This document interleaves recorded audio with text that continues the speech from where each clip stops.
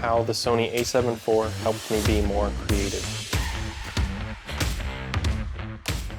So about 8 months ago, I got the Sony a7 IV upgrading from a GH5, and I was a little hesitant because a lot of the online reviews were good overall, but people had a big issue with the crop in 4K 60, and this turned out to be one of the bigger things that I took into account when I was looking at buying this camera and comparing it to some other cameras similar, like the Sony a7S III, which is obviously more video focused. And I ended up going with the a7 IV. The ability to choose different settings between photo and video and just quickly switch back and forth has really been invaluable to me as someone who does a lot of hybrid work. But to be honest, I've discovered that 90–95% of the time, the crop in 4K 60 really hasn't gotten in the way, and I don't think it's been truly limiting the times that it has. I think the majority of the time, it's really allowed me to be more creative. It's allowed me to tell better stories. What I was doing with my GH5, I would shoot pretty much everything, especially recap videos and just general B-roll. I'd shoot in 1080, 60, 10-bit, which was super reliable and allowed me to slow down to 40% in post or keep the same speed if I wanted to. And while that was great, it really took away a lot of the intentionality from some of my shoots, because that allowed me a good just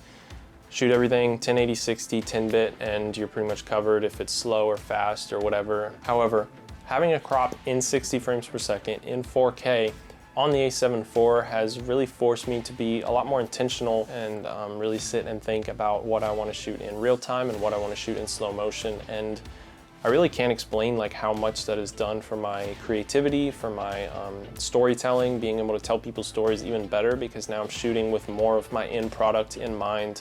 Now I have to know, do I want to shoot this in slow motion or do I want to shoot it in more real time? And being able to think about that, because there's just that slight difference in 4K 60, whereas otherwise I'd probably just shoot everything in 4K 60 and not put as much thought in it, has really been invaluable to me as a creator and as a freelancer.